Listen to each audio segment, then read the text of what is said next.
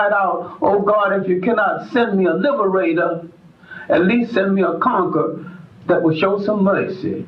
And so when a young Macedonian, known in history as Alexander the Great, knocked at the door, he didn't have to knock very hard.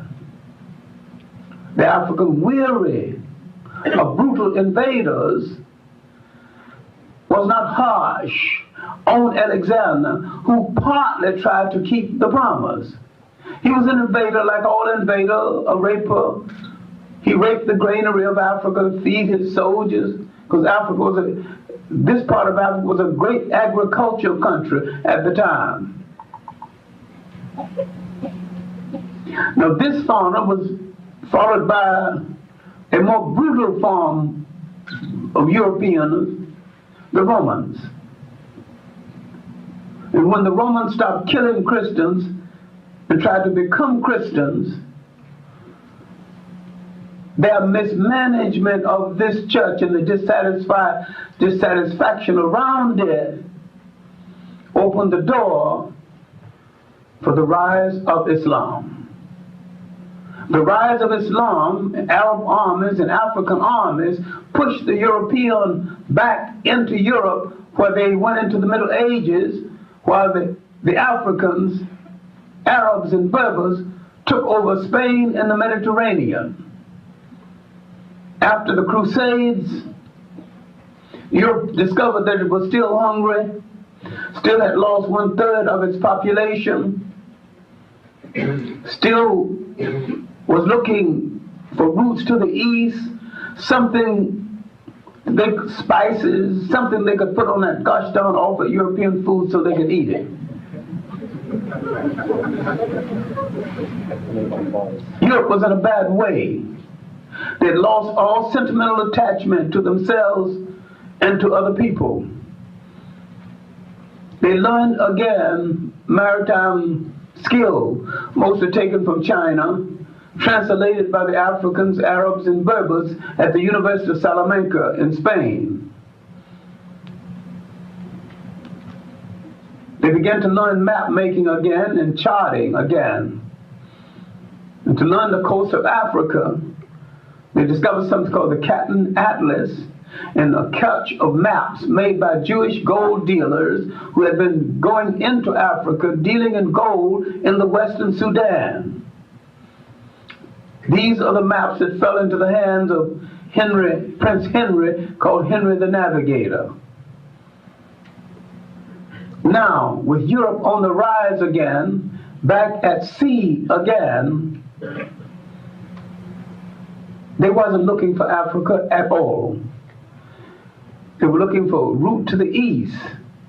Africa appeared en route and proved to be more beneficial to them.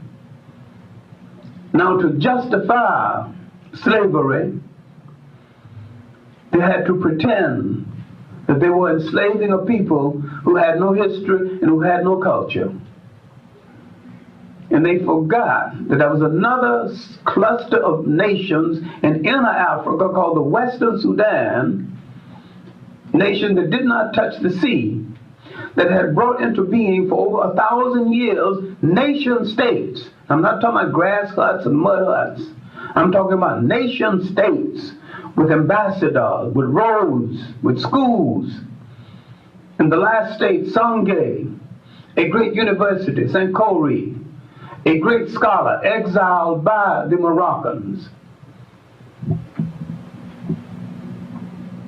This state was literally destroyed by an invasion from Morocco, Muslim against Muslim, using European mercenaries. Now, after this invasion and the wreck and ruin in the Western Sudan, the slave trade could spread inland. Because it is difficult to enslave a historical people, the rationale now is that these people had no history and no culture. And they forgot that Africans were in charge, and for many years, of the two major universities of the world, Salamanca in Spain, St. Khoury at Timbuktu. Europe now had to forget the first African-European connection, the Romo-Grecian period. Now you can charge the Romans and the Greeks with many things, but generally they did not have color prejudice. They were snobs and they had a whole lot of things, and they had preferences, but there's a whole lot of difference between that and prejudice based solely on color. Now my point is, how did we lose the nation state?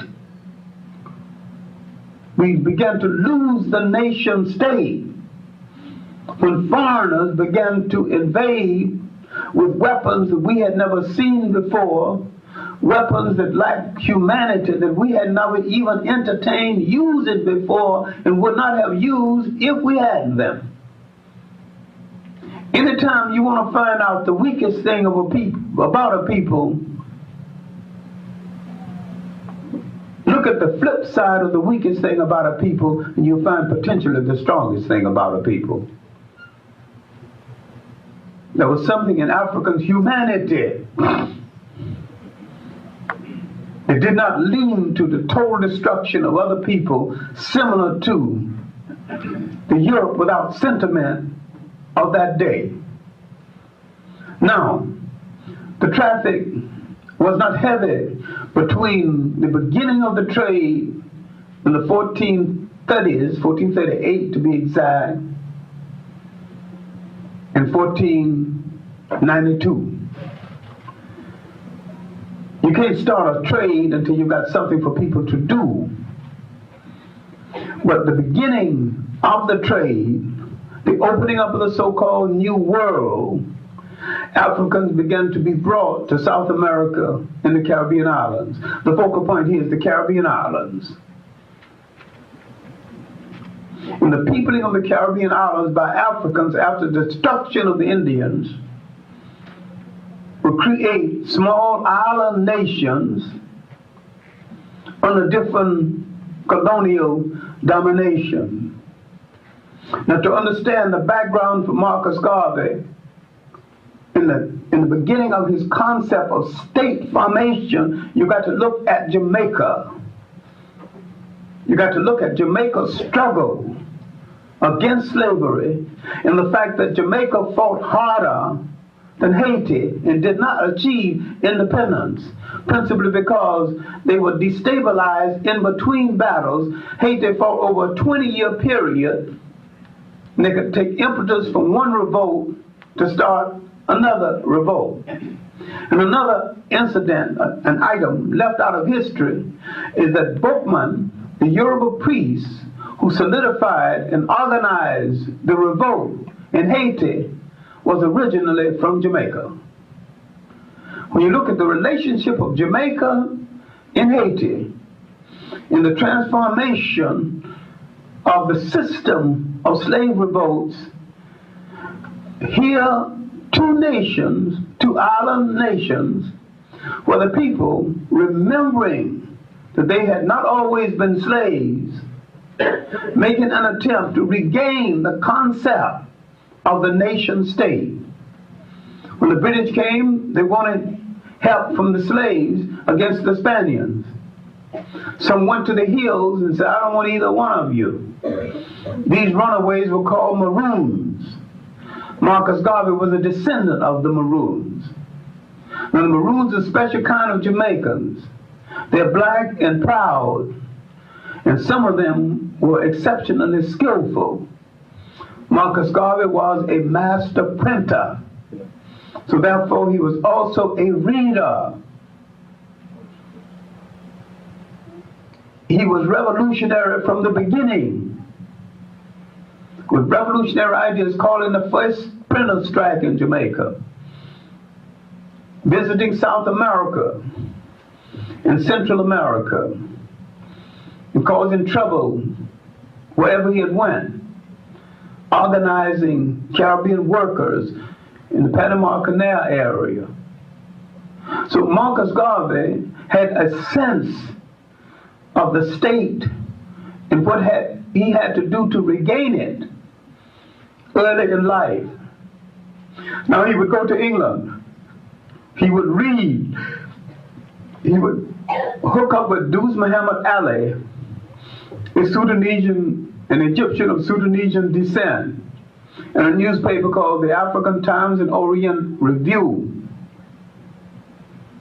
He would read an editorial quoting, of all things, a white black nationalist named Booth, who had gone through parts of East and Southeast Africa because he was dissatisfied with the missionaries. He began to preach against them all. And he began to tell the Africans that the white man could not be trusted. And when the African finally said, well, you are white, can you be trusted? To his everlasting credit, he said, no. Booth raised the first one to raise the choir, Africa for the Africans. Marcus Garvey read the editorial in Duz Muhammad Ali's paper and added Africa for the Africans, those at home and those abroad. Marcus Garvey never took anything from a second-rater. He read fast and he learned fast. Now he's in London at the time of the race conference. There's a world conference on race. He's got that literature to read. The great activists from Ghana, Casely Hayford, John Mansour Sabah, now publishing their books, first in London, then secondly in Africa. He's got that literature to read. So he's absorbing the literature of the state. And the first version of a book that was going to be published, an extensive version in 1929, toward nationhood in West Africa. He would read. He's absorbing the concept of the state and the idea of regaining the state. Now he would go back to Jamaica and he would try to start the Universal African Improvement Association, Universal Negro Improvement Association. Why didn't he succeed in Jamaica? He didn't succeed in Jamaica then, and he wouldn't succeed in Jamaica now. The mentality was not there. Why didn't the Jamaicans buy the concept of the restoration of a state? Because they thought they already belonged to a state, the British Empire. And so his call for a state in Jamaica, his call for the return to Africa in Jamaica did not fall on listening ears. He heard about a man named Booker T. Washington, and he wrote him. And Booker T. Washington invited him to the United States. He couldn't get the money ready.